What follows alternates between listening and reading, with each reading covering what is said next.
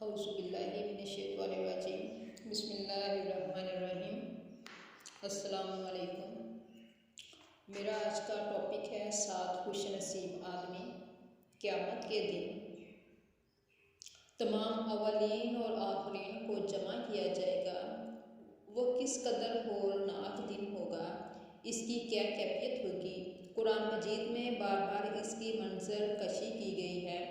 चनाचे एक हदीस में जनाब नबी करीम सल्लल्लाहु अलैहि वसल्लम ने इरशाद फरमाया कि जिस हालत में लोग अपनी माँ के पेट से नंगे पैदा होते हैं, ऐसे ही मैदान महशर में जमा होंगे। हज़रत आयशा रज़ियल्लाहु ताला अन्हा ने अर्ज़ किया, या रसूलल्लाह सल्लल्लाहु अलैहि वसल्लम, सबके सामने नंगा होने से कैसे शर्म आएगी, एक दूसरे को देखेंगे। हज़रत अकरम सल्लल्लाहु अलैहि वसल्लम ने इरशाद फरमाया, लोग इस वक़्त अपनी अपनी मुसीबत में इस कदर गिरफ्तार होंगे कि एक को दूसरे की तरफ देखने की मोहलत ही ना होगी।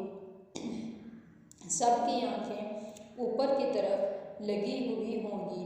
हर शख्स अपने अमाल बद के बकदर पसीने में गर्क होगा। किसी का पसीना पाँव चढ़ा हुआ होगा, किसी का पंडली तक, किसी का पेट तक, किसी का मुंह तक आया हुआ होगा।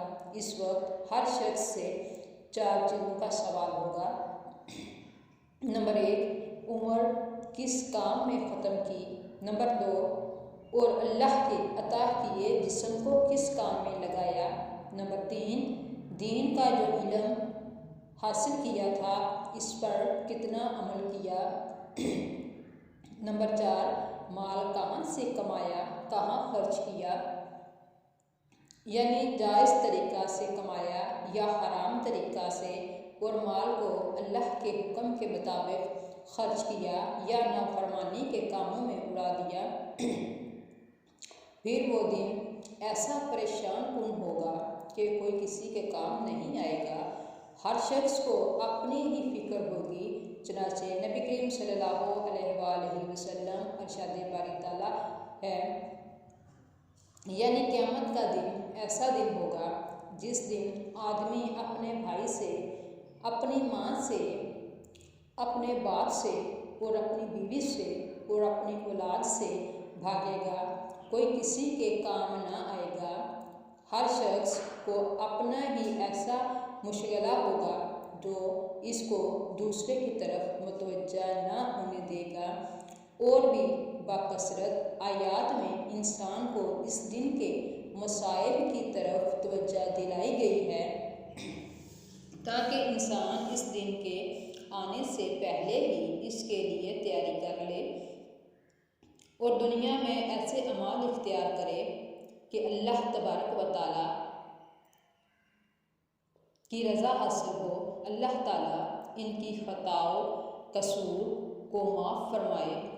जो लोग तक़वा तहारत वाली पाकीज़ा ज़िंदगी गुजारते हैं, वो क़यामत की सख्ती से भी महफूज रहेंगे।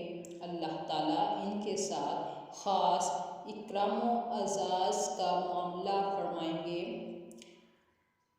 चनाचे सहीहीन की एक हदीस में हज़रत अबू हुरैरा रज़ियल्लाहु ताला अन्हु से मरवी है कि रसूल अकरम सल्लल्लाहु अलैहि वसल्लम ने फरमाया कि 7 किस्म के अफराद ऐसे हैं कि अल्लाह ताला इन्हें इस दिन अपने अर्श के साया में जगह देंगे, जिस दिन अल्लाह ताला के अर्श के साया के अलावा कोई और साया ना होगा।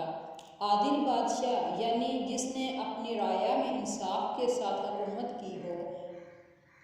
वो नौजवान जिसने अपनी पूरी उम्र अल्लाह ताला की इबादत में गुजार दी, यानी जवानी का ज़माना जिसमें शहवत नफ्सियाना का खौफ गलबा होता है, इंसानी जिस्मानी से तो क़ुव्वत से पर होता है।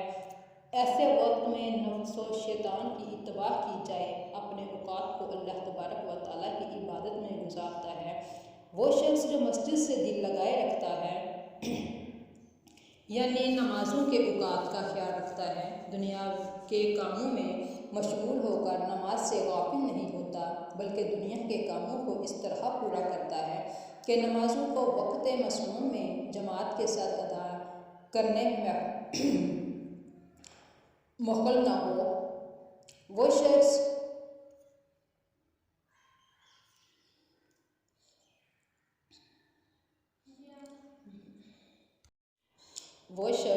जो अल्लाह ताला के वास्ते आपस में मोहब्बत और दोस्ती रखते हैं, जब आपस में मिलते हैं और धुन में होते हैं, मुलाकात भी इसलिए होती है कि दीन के काम को आगे बढ़ाया जाए, और जब जुदाई होती है तब भी इसी ख्याल में होती है कि दीन के काम अंजाम दिए जाएं। वो शख्स जिसको कोई हसीन व जमील औरत बदकारी के वास्ते बुलाए और वो ये कहकर इस औरत की तरफ रुख ना करे कि मैं तो अपने अल्लाह तबारक व तआला से डरता हूँ, यानी अल्लाह ताला के खौफ की वजह से मौका होते हुए बुराई से बचता है।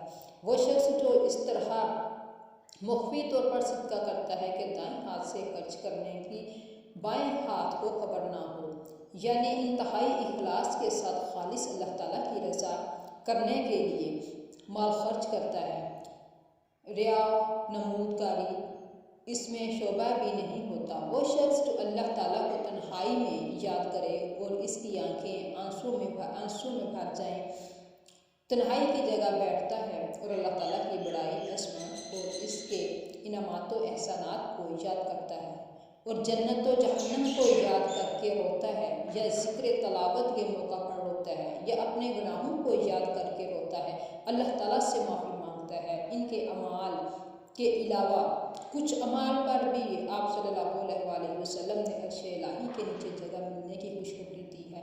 आप हमारे लिए ये अमाल खैर के दरवाजे खुले जाए हुए हैं। अल्लाह ताला से तौफीक मांगते रहना चाहिए कि अल्लाह ताला ऐसे अमाल सालिहा इख्तियार करने की तौफीक दे जो हमें रसवाई से बचाए और जन्नत का मुस्तहिक बनाए, आमीन। व्यूअर्स, अगर आपको मेरी वीडियो अच्छी लगे तो मेरे चैनल को प्लीज़ सब्सक्राइब करें, मेरी वीडियो को लाइक कीजिए, शेयर कीजिए और मेरी वीडियो को एंड तक ज़रूर देखा करें। बहुत बहुत शुक्रिया।